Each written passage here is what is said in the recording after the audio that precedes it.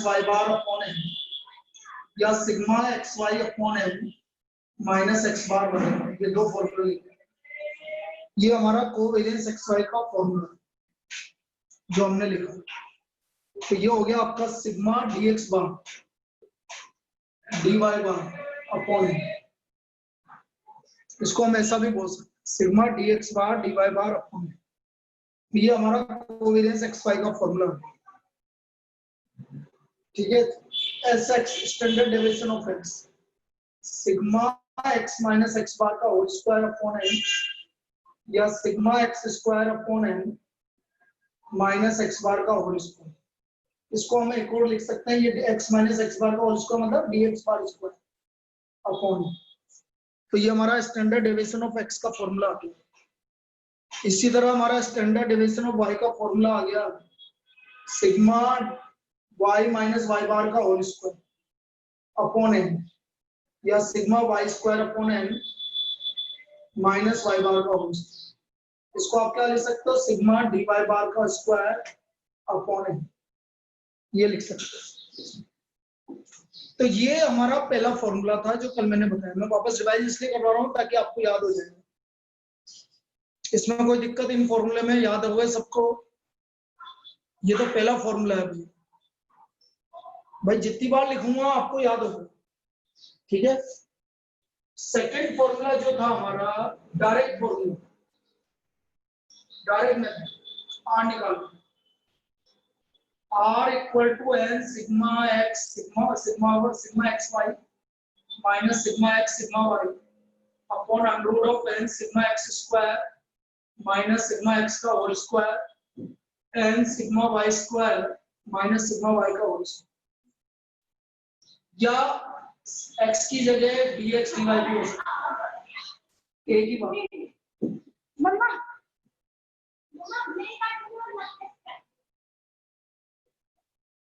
एक ही बात।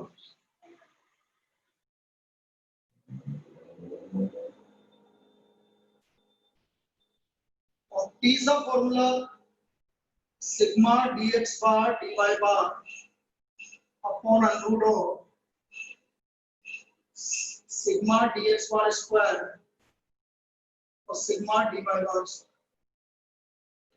Sigma dx bar dy bar upon sigma dx bar square sigma dy bar square. ये हमारे तीन फॉर्मूले हैं जिनकी हेल्प से हमें प्रॉब्लम सॉल्व। अब अपन इससे आगे चालू करते हैं। ये मैंने तीनों फॉर्मूले लिखवा दिए वापस। इसमें कोई डाउट किसी को? इसमें किसी को कोई डाउट तीनों फॉर्मूले में? बोलिए। चलिए अब मैं देखो, मेन बात ये है कि वैसे तो ऐसी प्रॉब्लम नहीं पूछी जाएगी, लेकिन मैं दो प्रॉब्लम और बताऊंगा जिसका आपको आर निकालना है। एक प्रैक्टिस के लिए हो जाएगी, कभी आ जाए तो याद रखिए। जैसे आपको बोल दिया फाइंड आउट एक्स गिवन है और Y given,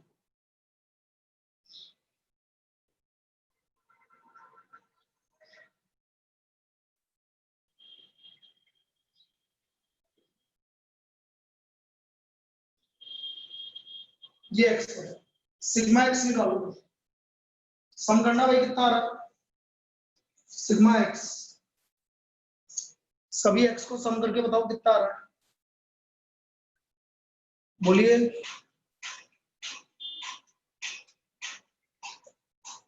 twenty 29। Sigma Y करो,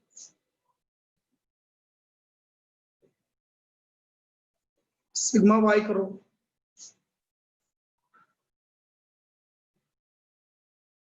कितना आ रहा है 39, बिल्कुल सही है। एक्स वाई करो, 18, 24, 40, 30, 30, 24। सिग्मा एक्स वाई करो, ये हो गया 2, 3, 4, 7, 3, 10, 13, 15, 15 और 16, 166 आ रहा है क्या? ठीक है। X square 4 9 25 25 36 64 6 3 9 2 11 2 13 130 13 18 23 29 33 163। देखना बेटा यही आ रहा है कि सिग्मा एक्स स्क्वायर 163 बिल्कुल सही है।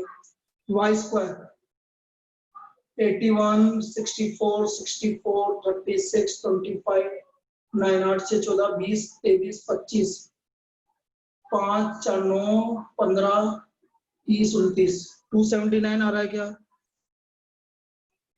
ठीक है, सिग्मा वाई स्क्वायर। अब हम फॉर्मूला लगा देंगे R इक्वल टू एन कितना है 1 2 3 4 5 6 6 sigma X Y minus sigma X sigma Y upon under root of 6 sigma X square minus sigma X का whole square and 6 sigma Y square minus sigma Y का whole square. इस equation को इसको solve करना बेटा। अब ये solve करके बताओ ऊपर कितना आ रहा है। ऊपर की वैल्यू कितनी आ रही है 166 इंटू 6 करो फिर 29 इंटू 39 मल्टीप्लाई करके माइनस करो कितना आ रहा है बताइए कितना आ रहा है 135 आ रहा है। प्लस का नहीं, प्लस का थोड़ी आएगा, माइनस का आएगा ना, माइनस का 135। ठीक है, इसका वैल्यू कितना आ रहा है 163 इंटू 6 माइनस 29 का स्क्वायर और उसका स्क्वायर रूट कितना आ रहा है 160 137 आ रहा है क्या 137 आ रहा है? अच्छा 11.7 आ रहा है। ठीक है, दूसरा वाला कितना आ रहा है बेटा 6 इंटू 279 माइनस 39 का स्क्वायर 12.36। अब इसको पूरा फाइनल निकालो कितना आ रहा है माइनस टोटल आर कितना आ रहा है 932 आ रहा है माइनस 0.932। ऐसे निकालते हैं बेटा, यदि आपकी कोई भी प्रॉब्लम आएगी तो इस तरह से निकालनी है। क्या ये समझ में आया? क्या ये समझ में आया? किसी को दिक्कत है बेटा? किसी को दिक्कत है इसमें? ये समझ में आ गया?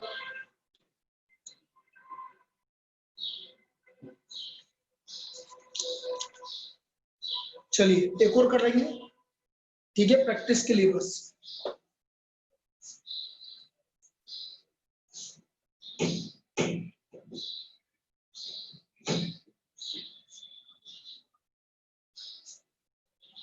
Find out x y 60 55 62 56 62 64 70 54 y 31 28 26 24 30 35 28 24। अब देखो आप इसको देखो वैसे सोल्व करोगे तो लेंथी हो जाएगा क्योंकि वैल्यू बड़ी आ रही है आपके पास, वैल्यू बड़ी आ रही है। तो आप एक काम करो, x में से कोई भी अपना एक मीन मान लो, कोई भी एक अज्यूम मीन मान लो जो आपकी इच्छा हो। 56 मान लिया सपोज, ठीक है। अब देखना भैया, मैं यहां लिखूंगा dx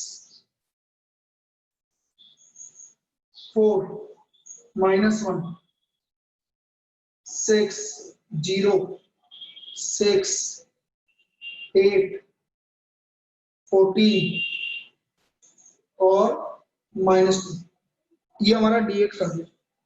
इसमें कोई डाउट किसी को? इसमें किसी को कोई डाउट? y में से भी कोई अपना एक वैल्यू मान लो जो आपकी इच्छा हो, y में से भी कोई अपना एक वैल्यू मान लो, कोई सा जरूरी नहीं 56 के सामने वाला 24 मानना, कुछ भी मान लो। जैसे इसने 30 मान लिया, सपोज 30 मान लिया, कोई बात, D1 1 -3 -4 -7 0 5 -2 -6। यहां तक कोई दिक्कत? ये समझ में आ गया? सिग्मा dx निकालो। सिग्मा dx हो गया 14 8 22 28 34 38।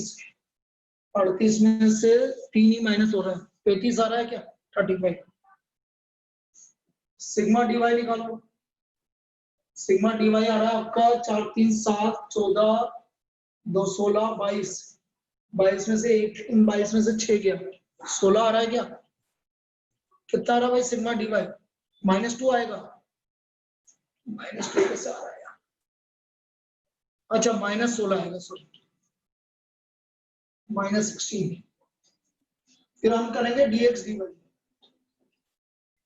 4 3 -24 0 0 40 -28 12। सिग्मा dx dy करना कितना आ रहा है? सिग्मा dx dy करो कितना आ रहा है?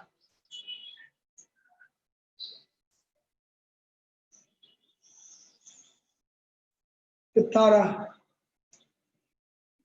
7 आ रहा है। पक्का लिख दूं 7? चलो dx square 16 1 36 0 36 14 64 196 4। Sigma dx square बताओ कितना आ रहा है? सिग्मा dx स्क्वायर बताइए कितना आ रहा है? 353। Sigma dy square 1 9 16 49 0 25 4 36। कितना आ रहा है सिग्मा dy स्क्वायर? 140। ये सारी वैल्यू निकाल ली आपने? या और n कितना है? 1 2 3 4 5 6 7 8 और n का वैल्यू 8। अब ये सारी वैल्यू निकालने के बाद आप फॉर्मूला लगा देंगे। फॉर्मूला जो मैंने बताया था, r equal to n sigma dx dy minus sigma dx sigma dy upon under of n sigma dx square minus sigma dx का whole square under of n sigma dy square minus sigma dy का whole square. ये आ गया आपका 8 multiplied by sigma dx dy आ गया आपका 7 minus sigma dx 35 into dy minus 16 upon under of 8 into sigma dx square 353 minus 35 का whole square 8 into sigma dy square 140 minus 16 का होल स्क्वायर। ये आ गया 56। ऊपर कितना है? ऊपर कितना आया?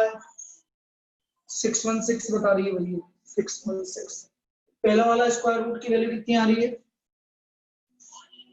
पहले वाले स्क्वायर रूट की वैल्यू, अब देखो मैंने बोला ना इतनी लेंथी प्रॉब्लम नहीं आती है, लेकिन मैं एक आपके लिए प्रैक्टिस के लिए बता रहा हूँ कि ये प्रॉब्लम ऐसे सोल्व होगी।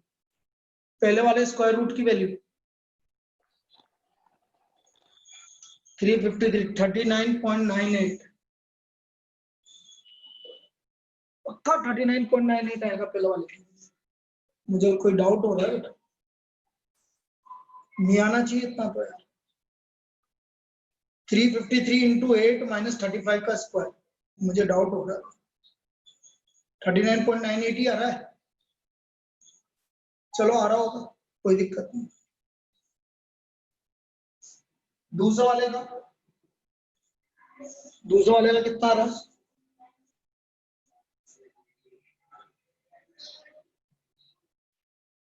29.39। अब इस पूरे को सोल्व करो, कितना आ रहा है? प्लस का व्हाट इज द आर? और कितना आ गया?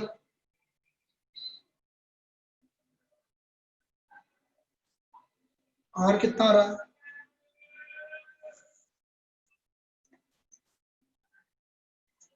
तो ढाई आर कितना आ रहा है?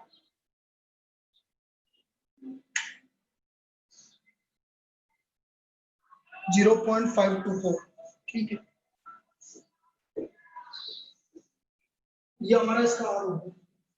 ये इसका मेथड है इस तरह की प्रॉब्लम को सॉल्व करने का। देखो इस तरह की प्रॉब्लम को सॉल्व तो नीचे भी ऐसे ही लगता है। इस तरह की प्रॉब्लम को सॉल्व करने का ये तरीका। क्लियर है? ये गलत आ रहा है? क्या आ रहा है? मेरा थोड़ी आ रहा है, तुमने निकाला है, मैंने थोड़ी। क्यों गलत क्यों आ रहा है? तेरे को कैसे पता लगा? आपने -3 ले लिया, 0.48 आएगा जब आपने पहले करवाया। तो बेटा पहले में क्वेश्चन में मैंने 1-2 वैल्यू भी तो चेंज कर दी मेरे भैया। अरे यस वर्धन, 1-2 वैल्यू भी तो चेंज है पहले वाले में। सर आपने -3 ले लिया -2 की जगह। 28 -30 -2 होगा, आपने -3 लिख दिया और सबने कैलकुलेशन वही करी, इसलिए गलत अच्छा आ तो रहा है। कोई बात नहीं, मेथड समझ में आ गया ना, तो तुम्हें बताना चाहिए ना उस टाइम पर यार। अब तो बहुत आगे पहुंच गए। चलो कोई बात नहीं, लेकिन तुम्हें मेथड समझ में आ गया ना, हमें करना क्या है, मेथड जानना है।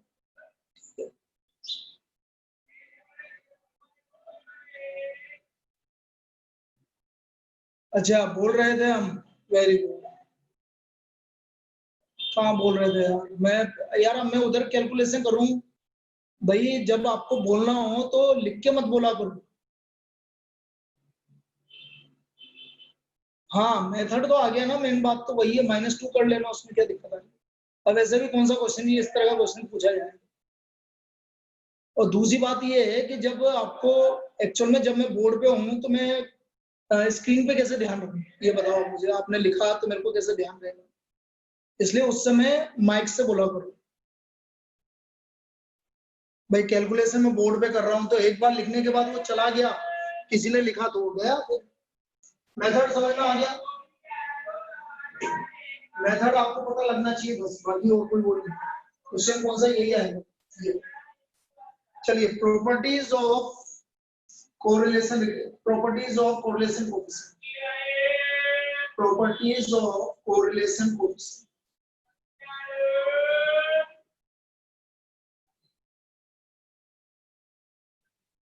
पहली property, correlation coefficient is a unit free measure, is a unit free measure. कोई यूनिट नहीं होती बेटा, चाहे दोनों एक ही यूनिट में हो, एक्स और वाई, इसकी कोई यूनिट नहीं होती। तो एक्स और वाई दो अलग अलग यूनिट के भी हो सकते हैं और सेम यूनिट के भी हो सकते हैं, ठीक है, लेकिन इसकी कोई यूनिट नहीं होती। Correlation coefficient is a unit free major.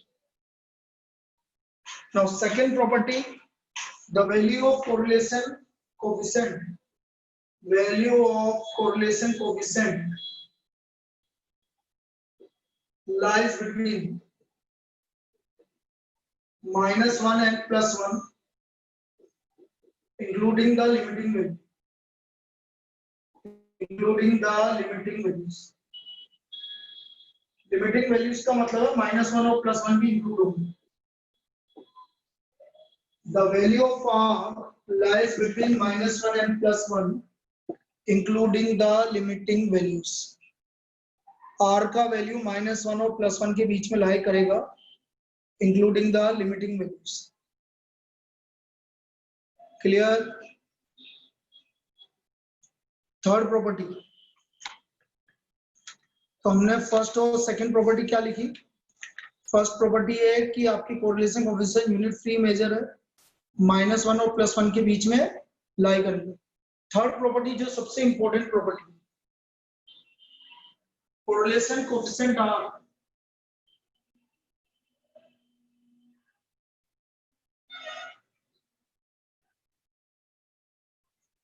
does not depends on, does not affect with the change of origin and scale, but depends on the sign of scale factors। ये सबसे इंपॉर्टेंट प्रॉपर्टी और इस पे problem पक्का आता है। Correlation coefficient does not affect with the change of origin and scale, but affects with the change of, but depends on the sign of scale factors. If u equal to x minus a upon b, v equal to y minus c upon d, तो बेटा इसके scale factor है v और d।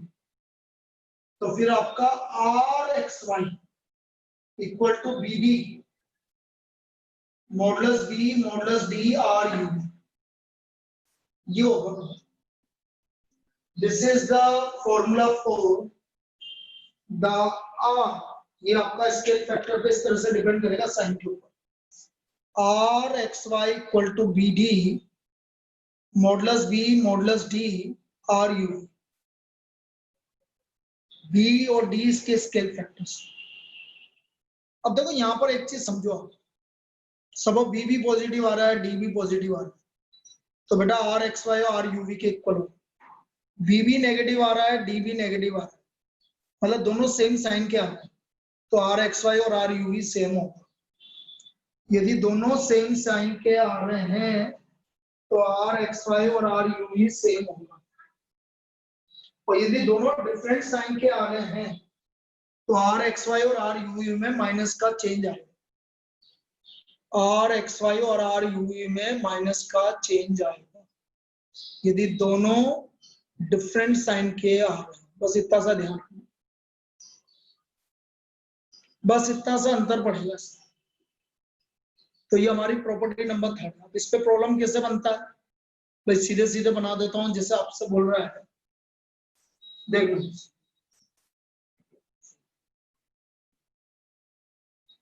बहुत easy type की problem की बात कर रहे हैं, तो इस तरह की प्रॉब्लम होती है। If the correlation coefficient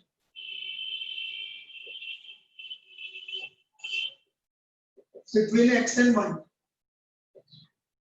is 0.48, find the correlation coefficient between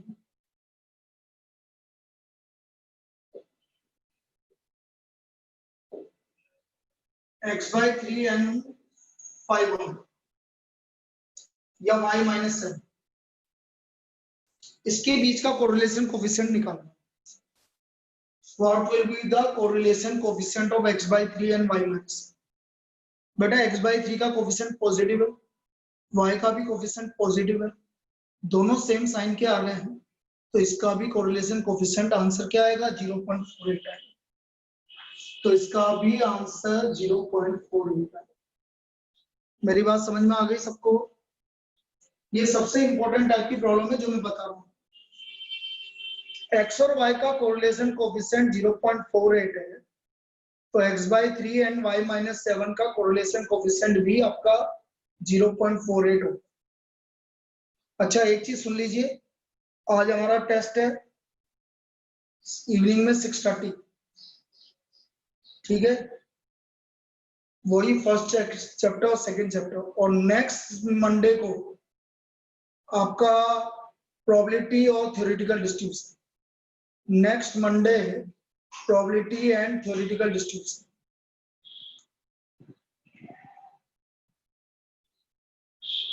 तो x by 3 and y minus 7, ये इसका एक और देखते हैं। If the correlation coefficient between x and y is minus 0.53, find, हाँ बोले मम्मी बुला रही, find the correlation coefficient of 3 minus 5x upon 2 and 7y plus 3 upon 5। इसका मुझे correlation coefficient निकालना है। So what will be the correlation coefficient? इसका correlation coefficient क्या आएगा भाई, बताइए, अरे बताओ क्या आएगा? 0.53 आएगा। ये माइनस किसने बोला अनीसा, माइनस क्यों आएगा? प्लस आएगा ना बेटा, क्या हो गया तेरे को? x का कोएफिशिएंट नेगेटिव आ रहा है y का कोफिशिएंट पॉजिटिव आ रहा है, तो दोनों डिफरेंट साइन के आ रहे हैं, तो बेटा कोरिलेशन कोफिशिएंट इन दोनों का क्या होगा, प्लस 0.53 होगा। अनीशा क्लियर है? तो इसका आंसर आ गया 0.53।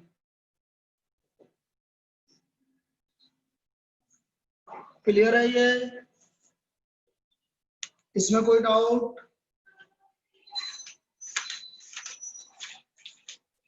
बोलिए। चलिए और देखो,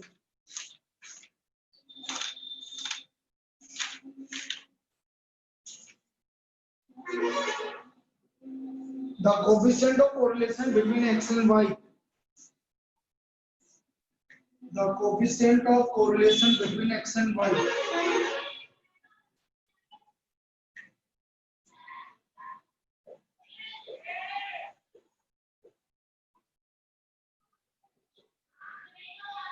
between x and y is minus 0.36. The linear relationship between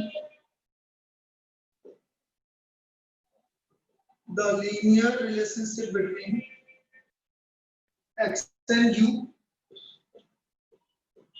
and y and v is 3x plus 5u equal to 3 and minus 8y minus 7v equal to 24. What is the correlation coefficient between u and v? What is the correlation coefficient between u and v? तो हमारा u और v के बीच का correlation coefficient कितना होगा? 0.36 होगा, ऐसा ये बता रहे हैं। गलत बता रहे हैं बेटा, गलत बता रहे हो, वही रहेगा -0.36। अब ये चीजें समझ में नहीं आ रही हो तो बोलो भाई क्या समझ में नहीं आ रहा। अनीसा माइक स्टार्ट करके बोलो क्या समझ में नहीं आ रहा है। पता नहीं सर, कोफिशिएंट कैसे देखते हैं? आप तो सीधा x और u का कोफिशिएंट देख लो, 3/5 क्या आ रहा है, पॉजिटिव आ रहा है नेगेटिव आ रहा है? पॉजिटिव। अच्छा, दोनों का देख लो। -8/-7 दोनों एक ही तरफ है ना, इसलिए ये भी क्या आ रहा है, पॉजिटिव। टू और उनका दोनों का देखना था। ठीक दोनों है, का देखना, दोनों पॉजिटिव आ रहा है भाई। हमें तो x और u का कोफिशिएंट का डिफरेंस अपॉन में देख लो, y और v का अपॉन में देख लो, दोनों एक ही साइन के आ रहे हैं, इसका मतलब वही का वही रहेगा। ये दोनों एक ही साइन के आ रहे हैं, इसका मतलब वही का वही रहेगा। मुझे मतलब नहीं है स्केल क्या आ रहा है, स्केल से मुझे मतलब नहीं है, ये स्केल नहीं है, लेकिन मैं चेक करने का तरीका बता रहा हूँ। स्केल जो मैंने लिखा वो स्केल नहीं है, स्केल निकालने का तो तरीका अलग होता है बेटा। स्केल निकालना तो तुम बोलो तो मैं स्केल निकाल के बता दूं दोनों। बोलो भाई स्केल निकाल के बताऊंगे दोनों का, इससे तो कोई मतलब नहीं है इस वाले क्वेश्चन में। इसमें तो हमें सिर्फ साइन देखना। चलो बताओ भाई, ये बोल रहा बताओ। 3x plus 5u equal to 3, u को लेफ्ट हैंड साइड में रखेंगे, x को इधर ले जाएंगे, फिर 5 से डिवाइड कर दो। जो भी x का कोफिशिएंट आएगा इसका उल्टा, ये हमारा स्केल हो गया। जो भी x का कोफिशिएंट आएगा उसका उल्टा वो स्केल होगा। तो पहला स्केल आ गया हमारा -5.5। दूसरा स्केल देखो, v को इधर रखो, बाकी को उधर ले जाओ, सबको -7 से डिवाइड कर दो। जो भी y का कोफिशिएंट आएगा उसका उल्टा। बोलो दोनों स्केल पॉजिटिव आ रहे हैं, एक ही साइन के आ रहे हैं कि नहीं आ रहे? दोनों स्केल एक ही साइन के आ रहे हैं कि नहीं आ रहे? इसलिए आपका कोफिशिएंट ऑफ कोरिलेशन y का वही रहेगा। ये समझ में आया स्केल कैसे निकाला? वैसे यहाँ जरूरत नहीं है आपको स्केल निकालने की, कोफिशिएंट ऑफ कोरिलेशन में कभी भी स्केल निकालने की जरूरत नहीं पड़ेगी। ये तो जरूरत पड़ेगी आपको रिग्रेशन में, अभी यहाँ जरूरत नहीं पड़ेगी। यहाँ तो आप सीधा सीधा देखो, 3/5 पॉजिटिव, -8/-7 पॉजिटिव, दोनों एक ही साइन के, यही का ये रहेगा। बस इतना सा देखना जो मैंने बोला। आया के समझ में दोनों मेथड? क्लियर है?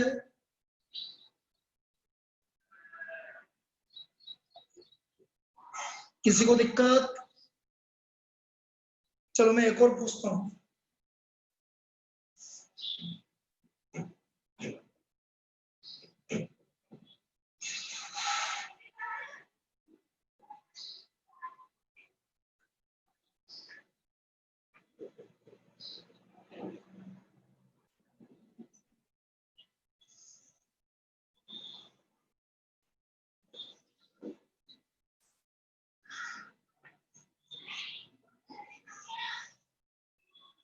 बताइए यू और वी का क्या होगा? बिल्कुल सही है, -0.93, बिल्कुल सही। कैसा है देखो, ये दोनों एक दूसरे की तरफ है, या तो दोनों को एक तरफ ले आओ फिर चेक करना, इससे मतलब नहीं मुझे। -3/5 नेगेटिव और 7/4 पॉजिटिव। तो एक नेगेटिव आ रहा है और एक पॉजिटिव आ रहा है, इसलिए इसका कोफिशिएंट ऑफ कोरिलेशन यू और वी का होगा -0.9। आया? और स्केल निकालना चाहो तो स्केल निकाल लो, मुझे कोई दिक्कत नहीं। ये स्केल नहीं है जो मैंने लिखा है, ये तो डायरेक्ट चेक करने का तरीका बताया। क्या ये आया समझ में? तो ये हमारी प्रॉपर्टी नंबर 3 थी। ना property number 4, property number 4, property number 4 में हम कोफिशिएंट ऑफ डिटरमिनेशन की बात करेंगे। So what is the coefficient of determination? Coefficient of determination.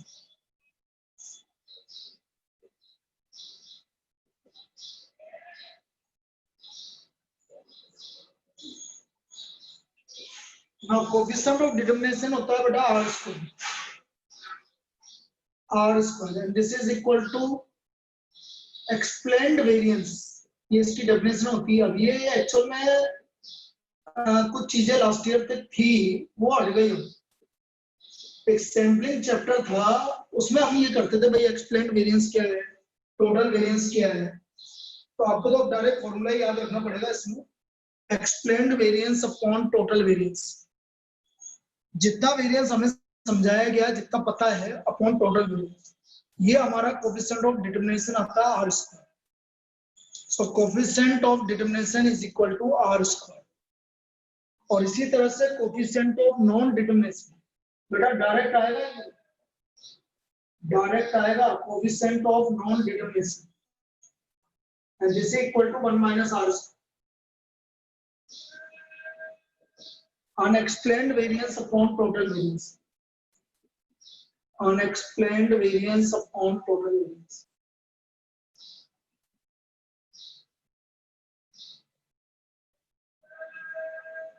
Coefficient of non-determination. Unexplained variance upon total variance. This is the coefficient of non-determination. ये हमारा coefficient of non determination.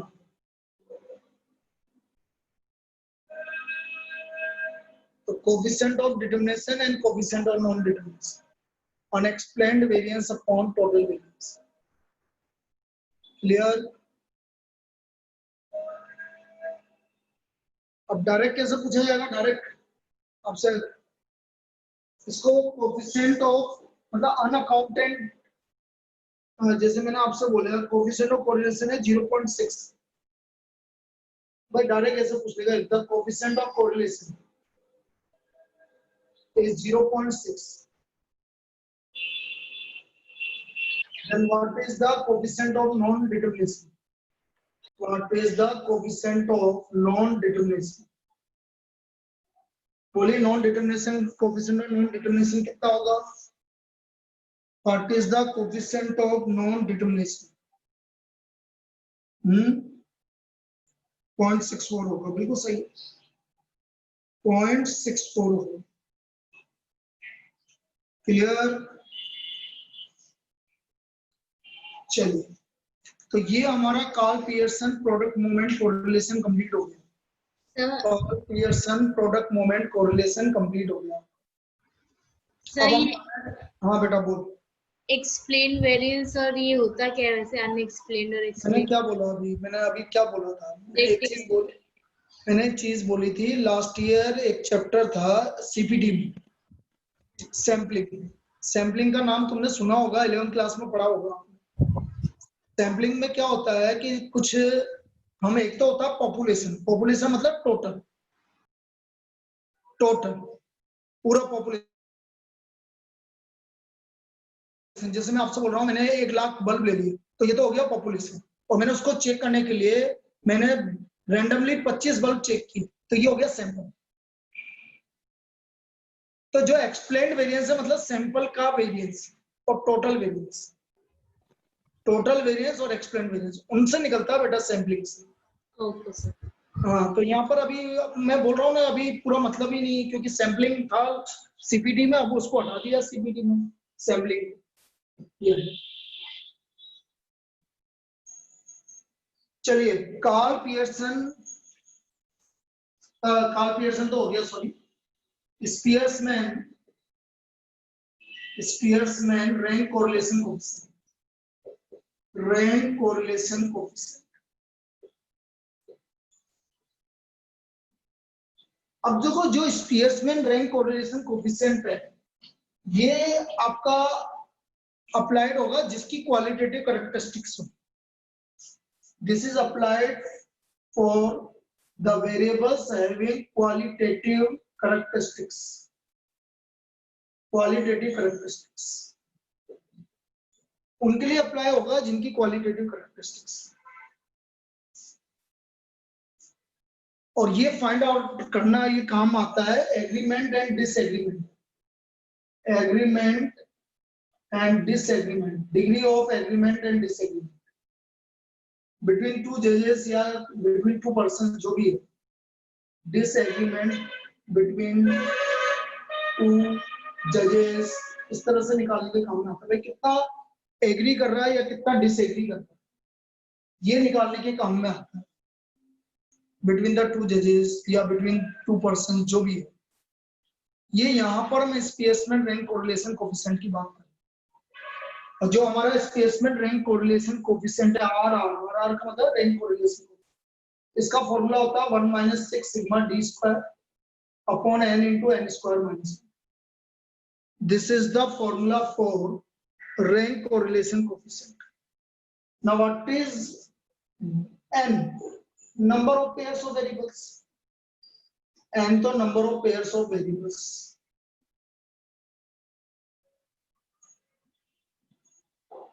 Sigma d square, sum of the squares of differencing ring, sum of squares of differencing ring,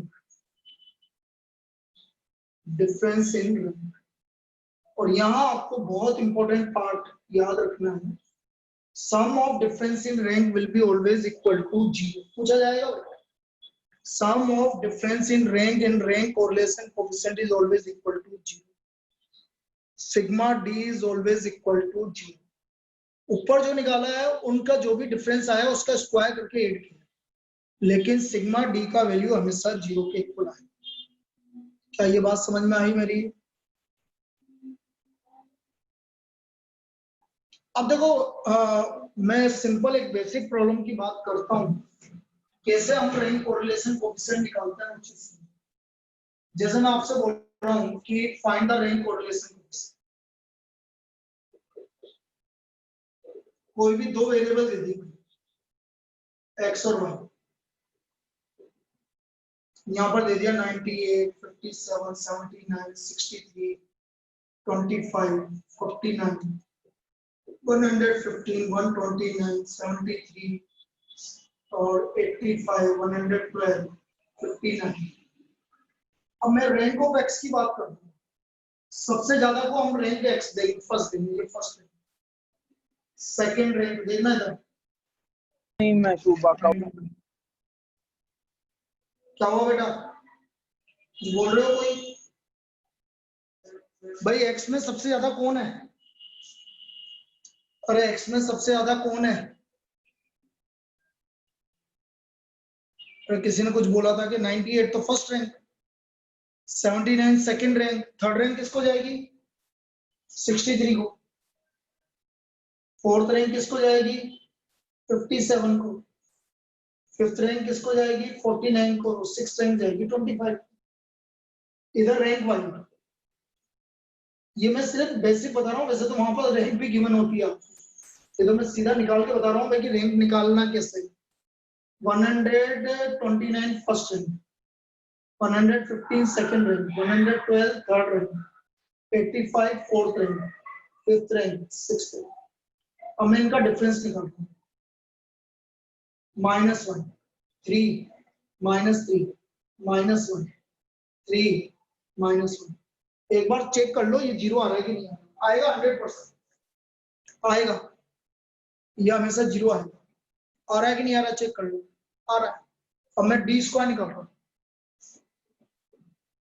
1 9 9 1 9 1, sigma D square आ गया हमारा 9 3 27 और 3 30, N हो गया 6, तो हमारा आर हो गया 1 - 6 सिग्मा डी स्क्वायर हो गया 30 अपॉन 6 × 6 का स्क्वायर 35। बोलो कितना आ रहा है, ये टोटल निकाल के बता दो कितना आ रहा है। 30 अपॉन 35, फिर 1 माइनस करो उसमें से कितना आ रहा है 0.14।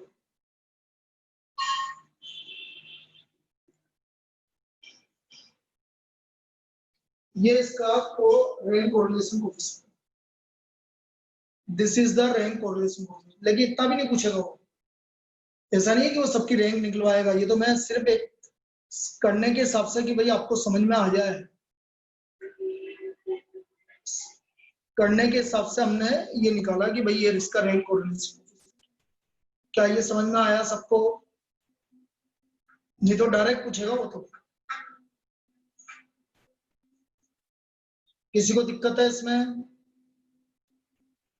अब देखो इसमें find the rank correlation coefficient, एक और देखो जिसमें रैंक गिवन बाय 2 जजेस गिवन है, द रैंक गिवन बाय 2 जजेस to 5 students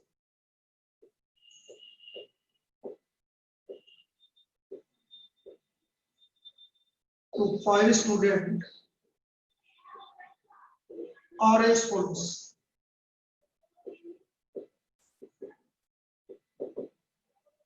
Judge 1, Judge 2, first student A, B, C, D, E, इनको रैंक गिवन है डायरेक्ट 5 1 3 4 2, इसने इसको दिए थर्ड, इसको थर्ड सेकंड, फिफ्थ, इसको दिए इसने फोर्थ दिए और इसको फर्स्ट दिए। Find the rank correlation.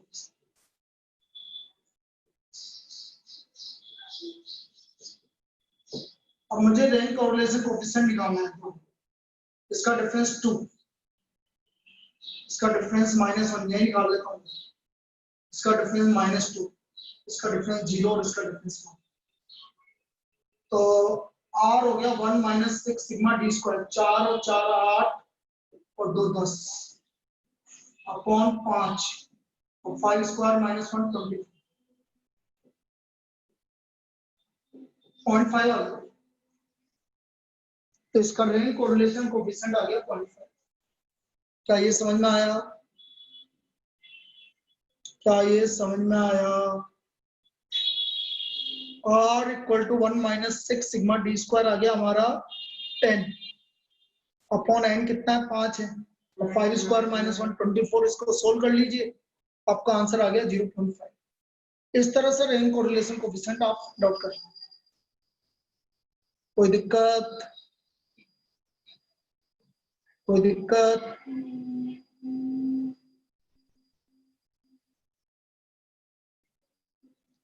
भाई कल हमारा रिग्रेशन चालू हो जाएगा बेटा, कल की क्लास में रिग्रेशन चालू हो जाएगा।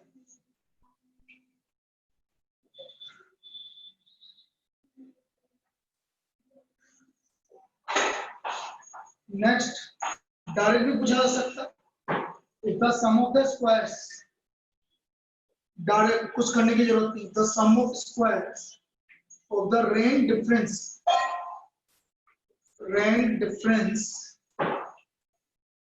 in mathematics and physics, marks of 10 students is 22. Then find the coefficient of correlation.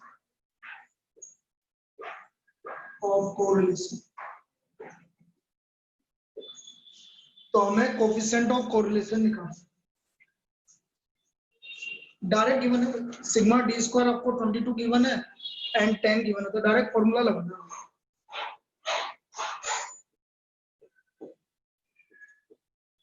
निकालना भाई कितना होगा 132/990, 1 में से माइनस करो 0.867, ये इसका रैंक कोरिलेशन कोफिशिएंट होगा, this is the rank correlation coefficient.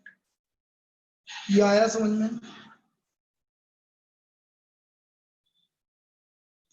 तो इस तरह से हम रैंक कोरिलेशन कोफिशिएंट निकालते। तो थोड़ा सा पार्ट और है अभी रैंक कोरिलेशन कोफिशिएंट में, वैसे तो डायरेक्ट पूछा जाता है, एक दो प्रॉब्लम और करवाऊंगा कल, फिर आपका मेथड ऑफ कॉन्करेंट डेविएशन वो 15 मिनट का भी नहीं है, तो कल हमारा कोरिलेशन कंप्लीट और रिग्रेशन चालू हो जाएगा, मतलब इस वीक में हमारा रिग्रेशन कंप्लीट हो जाएगा और मोस्ट प्रोबेबली सैटरडे तक आपका चालू भी हो जाएगा, रीजनिंग चालू हो जाएगी।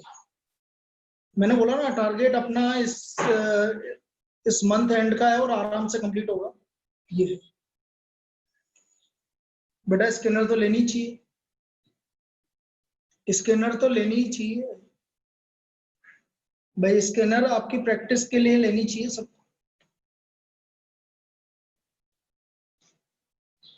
भाई अवेलेबल है मार्केट में कि नहीं है? ये तो पुराने स्टूडेंट से ले लो ना बेटा। अनीसा तेरे तो बहुत सारे दोस्त हैं, किसी से भी मांग ले, हैं लास्ट ईयर जिन्होंने सीए फाउंडेशन किया था उनसे मांग ले, सबको दिलाई थी मैंने, सबके लिए खरीदी थी, सबने खरीदी थी बेटा, बहुत सारे स्टूडेंट है, कौन है मैं देख याद दिलाऊं तेरे को, किस किसने किया था सीए फाउंडेशन याद दिला मुझे। कोमल कोमल आयुषी आयुषी आयुषी कौन सी आयुषी? पूरा नाम आयुषी कौन सी? हाँ आयुषी, हाँ हाँ ठीक है ठीक है। मोन्टू ना, अरे मोन्टू सिंह ना, हाँ ठीक है। तो बहुतों के पास होगा, ले लो, नहीं लो तो फिर भैया खरीदना पड़ेगा और तो कुछ नहीं। चलिए कल करेंगे बेटा अब इसका आगे, ठीक।